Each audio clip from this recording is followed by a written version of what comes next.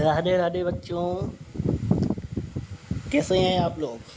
आशा करता हूँ अच्छे होंगे। आज क्लास है 2 मैथ की। पिछली कक्षा में हमने पढ़ा था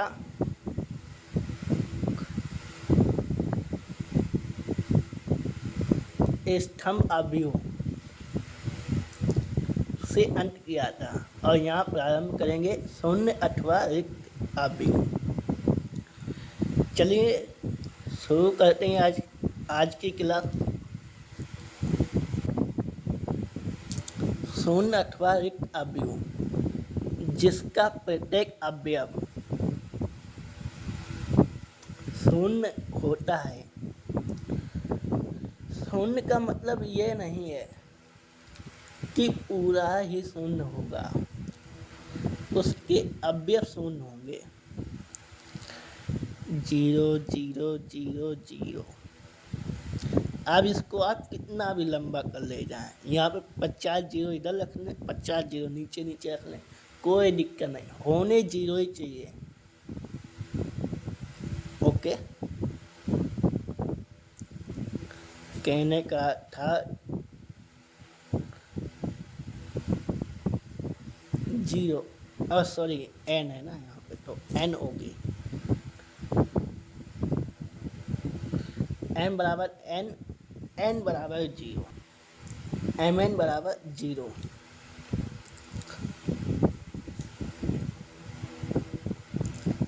अब आइए अगले में, आयताकार अवयव जिसमें पंक्तियों की संख्या स्तंभों की संख्या के बराबर नहीं होती है।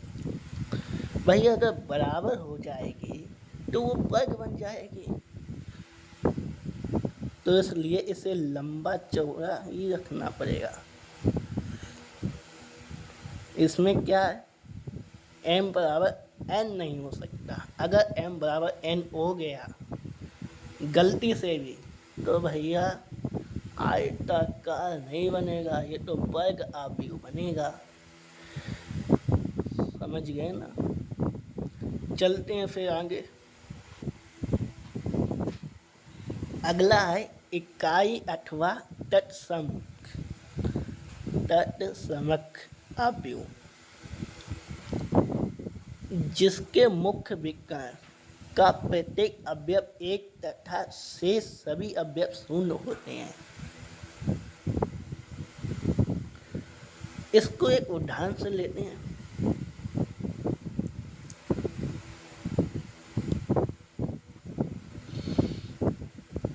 मुख्य विकर्ण हम भूल गए, भूले मतलब इससे नहीं। मुख्य विकर्ण किसे कहेंगे, 1 2 3 4 जो बीच से गुजरेगा इसे ही कहेंगे मुख्य विकर्ण।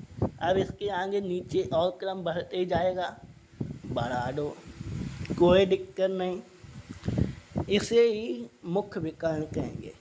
समझ गए ना। आज समझाने के लिए जगह कम दी है, लेकिन सूत्र वगैरह मैंने करीबन 3 वीडियो में निपटाने की कोशिश की है। उसके बाद एक्सरसाइज के साथ में आपको ये भी बताते जाऊंगा, रिवाइज कराते जाऊंगा, ठीक है ना।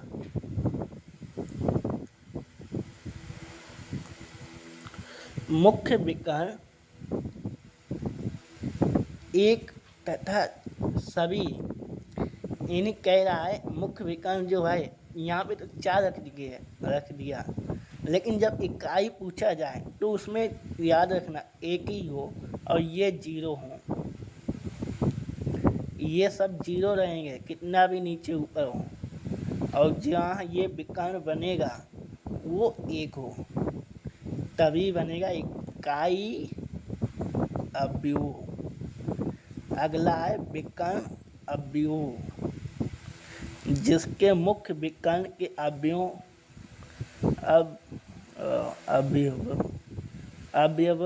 की अतिरिक्त शेष सभी अवयव शून्य होते हैं। अब आप कहेंगे मुख्य विकर्ण तो इसमें भी पड़ा, लेकिन इसकी कंडीशन और इसकी कंडीशन अलग अलग है। कंडीशन एक ही बन सकती है, लेकिन कभी कभी अगर आप सोचेंगे जो विकर्ण अवयव है वही इकाई अवयव होगा, नहीं, क्योंकि इकाई अवयव का सिद्धांत है कि मुख्य विकर्ण में सभी संख्याएं एक हो और बाकी सब जीरो हो, ठीक है। और जो विकर्ण अवयव है उसका कंडीशन ये कहता है कि जो मुख्य विकर्ण है उसमें संख्या कुछ भी हो, अगल बगल जीरो हो। इसीलिए प्रत्येक इकाई अवयव एक विकर्ण अवयव होता है। यानी इकाई अवयव तो विकर्ण अवयव होगा, लेकिन विकर्ण अवयव इकाई अवयव कभी नहीं हो सकता। इसीलिए आशा करता हूँ आप लोग समझ गए होंगे। चलते हैं आगे। अगला है आदेश अवयव। अब भाई ये क्या नया झमेला, ये तो 9th में पढ़ा था कहीं पर, सॉरी 9th की बात कर रहा हूँ, ये फर्स्ट ईयर में विज्ञान में मिला था, फिजिक्स में, आदेश सदिश। लेकिन ये तो आप मैथ में पढ़ा रहे हैं। ये क्लास किसकी चल रही है? ये क्लास तो बच्चों मैथ की चल रही है, लेकिन ये पढ़ना पड़ेगा आदेश सदिश, क्योंकि फिजिक्स क्या है, फिजिक्स है तो मैथ ही, उसकी थ्योरी कुछ अलग है। चलिए चलते हैं। ऐसा विकर्ण अवयव जिसके विकर्ण के सभी अवयव समान होते हैं।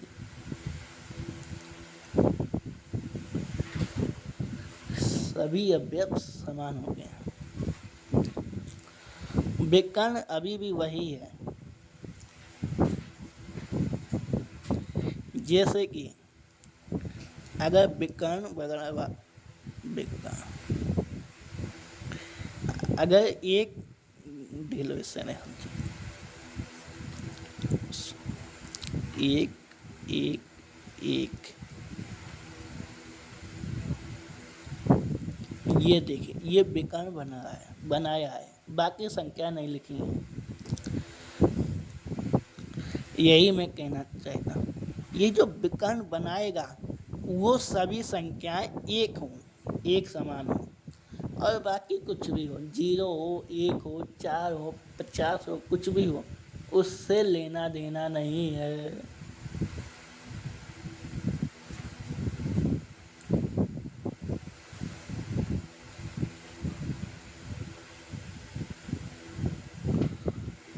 नहीं भाई, लेना देना है। ये क्या कह रहा, ऐसा विकर्ण अवयव, ये देखिए विकर्ण अवयव में हमने पढ़ा सभी विकर्ण को ढील के सभी 0 रहेंगे, इसीलिए ये तो भाई एक एक रहेगा और बाकी सभी 0 बना के जाएगा, ठीक है ना, समझ गए होंगे।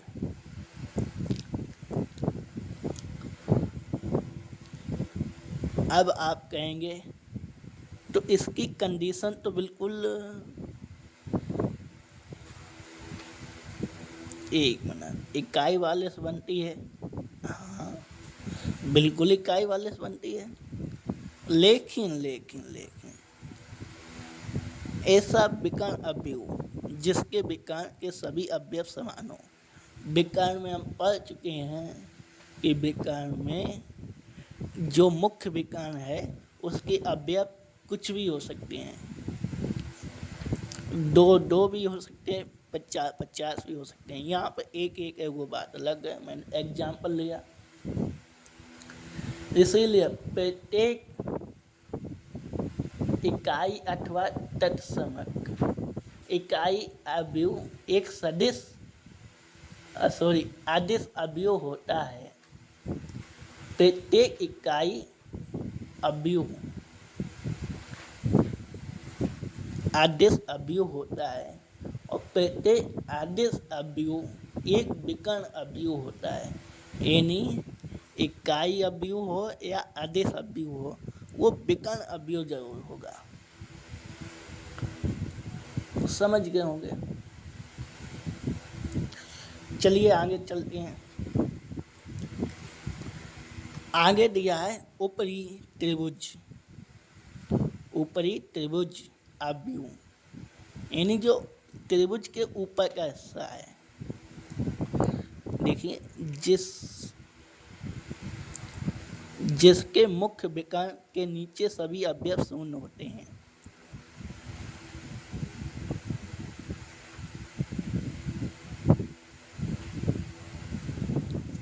नीचे की बात हुई है तो नीचे सब जीरो रहेंगे।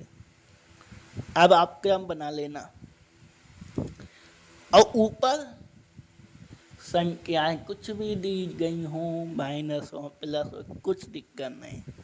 माइनस 4 से 8 10 कुछ भी दिए होंगे ऊपर, हमें उससे मतलब नहीं। नीचे अगर जीरो दिया गया है सब, यानी मुख्य विकर्ण के नीचे अगर जीरो दिया गया है तो वो ऊपरी त्रिभुजी अवयव कहलाएगा। अब आते हैं निम्न त्रिभुजीय अवयव के। निम्न त्रिभुजीय अवयव जिसके मुख्य विकर्ण के ऊपर सभी अवयव शून्य होते हैं। बात एक ही है, बाजी पलट दो।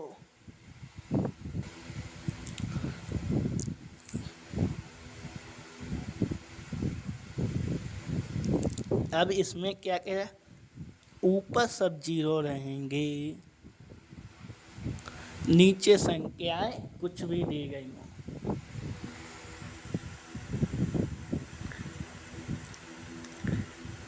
नीचे संख्याएं कुछ भी दी गई हो, इससे उसे मतलब नहीं। और ऊपर वाले में इससे ऊपर संख्याएं कुछ भी दी गई हो। आशा करता हूँ आपको ये भी वीडियो अच्छा लगा होगा। अगर आपको ये वीडियो अच्छा लगा है